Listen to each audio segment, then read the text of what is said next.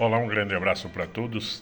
3 de dezembro, a igreja celebra a memória de São Francisco Xavier, missionário jesuíta ao lado de Santo Inácio de Loyola. Foi missionário na Ásia, ali na Índia, no Japão. A igreja o reverencia com muito gosto porque foi um grande missionário. O evangelho de hoje é de Mateus capítulo 15, versículos de 29 a 37. Jesus foi para as margens do mar da Galileia, subiu a montanha e sentou-se. Numerosas multidões aproximaram-se dele, levando consigo coxos, aleijados, cegos, mudos e muitos outros doentes. Então os colocaram aos pés de Jesus e ele os curou. O povo ficou admirado quando viu os mudos falando, os aleijados sendo curados e os coxos andando e os cegos enxergando. E glorificaram o Deus de Israel. Jesus chamou seus discípulos e disse: Tenho compaixão da multidão, porque já faz 3 dias que está comigo e nada tem para comer. Não quero mandá-los embora com fome, para que não desmaiem pelo caminho. Os discípulos disseram: Onde vamos buscar neste deserto tantos pães para saciar tão grande multidão? Jesus perguntou: Quantos pães tendes? Eles responderam: 7 e alguns peixinhos. E Jesus mandou que a multidão se sentasse pelo chão. Depois pegou os 7 pães e os peixes, deu graças, partiu-os e os dava aos seus discípulos e os discípulos às multidões. Todos comeram e ficaram satisfeitos e encheram 7 cestos com os pedaços que sobraram. Palavra da salvação.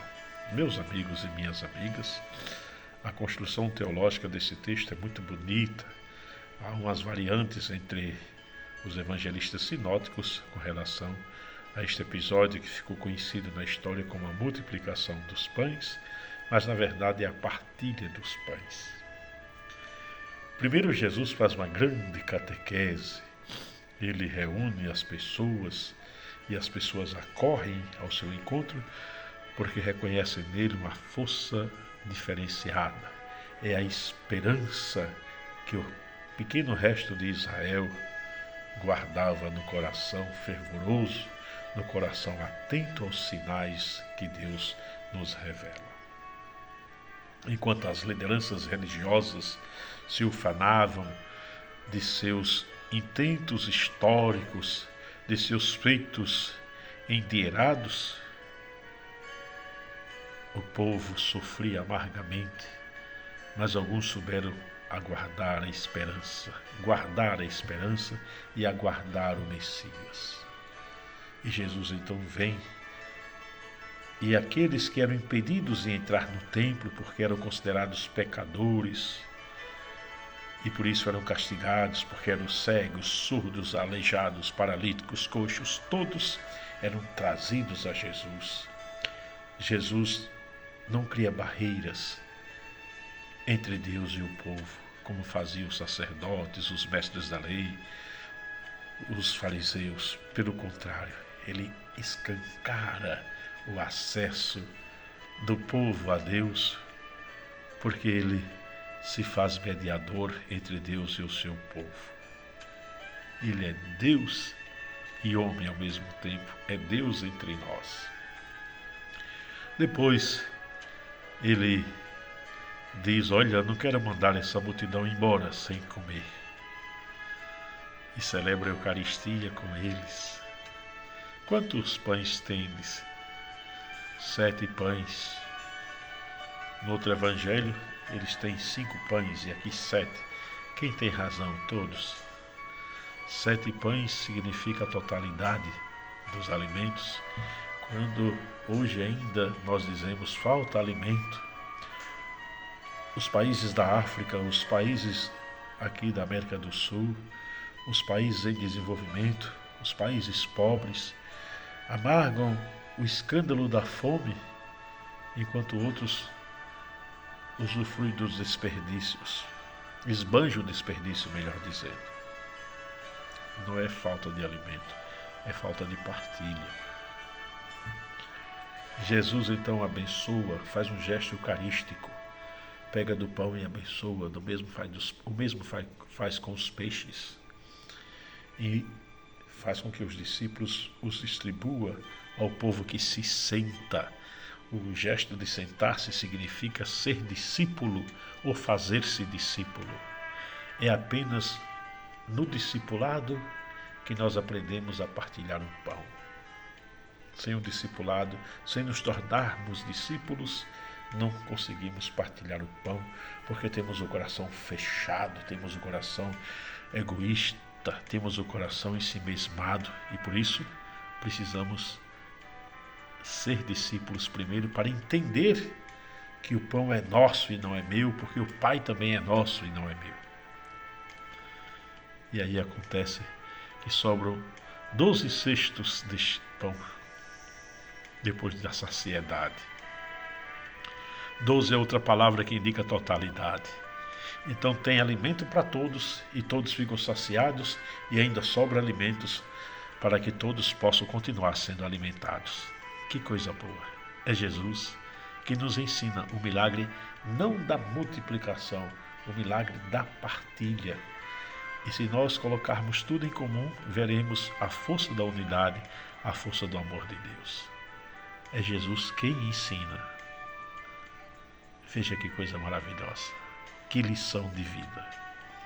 Rezemos por todas as pessoas que estão doentes, quero rezar por Cátia Virgínia, também por Elisângela, Edilma, quero rezar por Jailson Conrado Soares, também quero rezar por Carlos Sobral lá em Capela, o Carlão, né, que está doente, também rezando por Anísia, Augusto e Dona Arlete,